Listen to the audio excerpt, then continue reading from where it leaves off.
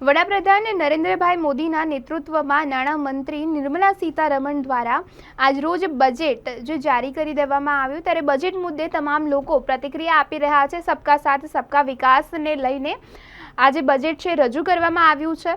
કહી શકાય કે યુવાઓ, મહિલાઓ, ગરીબો અને અન્નદાતાશ્રી એટલે કે કિસાનને મધ્યમાં રાખીને આ નિર્ણય લેવામાં આવ્યો છે। તેને લઈને તમામ લોકો અલગ અલગ પ્રતિક્રિયા આપી રહ્યા છે। ત્યારે ઝવેરી સિક્યોરિટીના કરણ ઝવેરી દ્વારા પણ બજેટને લઈને પ્રતિક્રિયા આપવામાં આવી છે। આવો સાંભળીએ।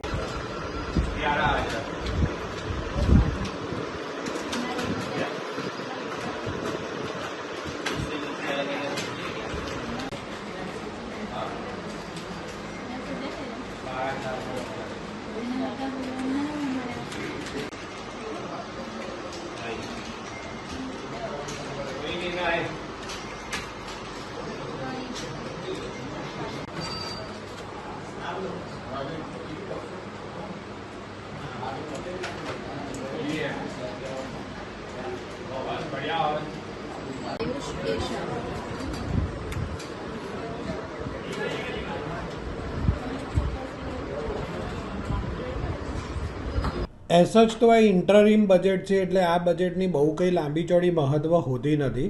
આ બજેટ ખાલી ને ખાલી 2 મહિના માટે જ હોય છે। પણ આ બજેટ છે ને તેની સૌથી મોટી ઇમ્પોર્ટન્સ એ હતી કે ભાઈ ગવર્મેન્ટ શું વિચારી રહી છે અને આવનાર જૂન જુલાઈમાં જો આ સેમ ગવર્મેન્ટ રહી તો કેવા પ્રકારનું બજેટ આપણે એક્સપેક્ટ કરી શકીએ છીએ એના તરફની આ બજેટની ઇન્ડિકેશન હતી। સો સૌથી ઇમ્પોર્ટન્ટ બજેટમાં એ હતું કે ભાઈ કોવિડ પછી આપણે જે ફિસ્કલ ડેફિસિટ તરફનો ફોકસ ઘટાડ્યો હતો કે હટાવી દીધો હતો એ ફિસ્કલ ડેફિસિટ તરફનો ફોકસ પાછો આવી ગયો છે અને ફિસ્કલ ડેફિસિટ ઘટાડવાની વાતો ચાલુ થઈ ગઈ। 5.7% ને 5.1% પર લાવવાની વાતો થઈ ગઈ। બીજી બાજુ કારણ કે ફિસ્કલ ડેફિસિટ પર ફોકસ આવતો તો કદાચ ખર્ચ ઘટાડશે એના પર વાતો થતી। પણ બીજી બાજુ એ બી ક્લિયર છે કે 11.11% ખર્ચ વધારી રહ્યા છે આ વર્ષે। એમાં બી મેજરલી ખર્ચ વધી રહ્યો છે ઇન્ફ્રાસ્ટ્રક્ચરમાં, કેપેક્સ તરફ, રેલવે તરફ અને આ ચીજો જે હાલની બજારની તેજી છે એને કન્ટિન્યુ રાખવા માટે ખૂબ કાર્યરત થશે।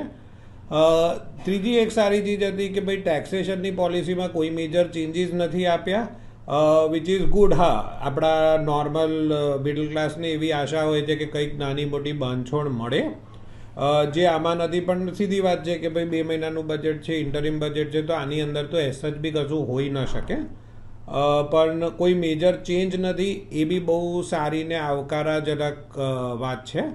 સો આ બધી ચીજો જોતાં ઓલ ઇન ઓલ હું એવું માનું છું કે this is a good budget, well balance budget અને આની અંદર આપણા પ્રમાણે સારા રૂપિયા બજારની તેજી આ કન્ટિન્યુ જ રહેવી જોઈએ।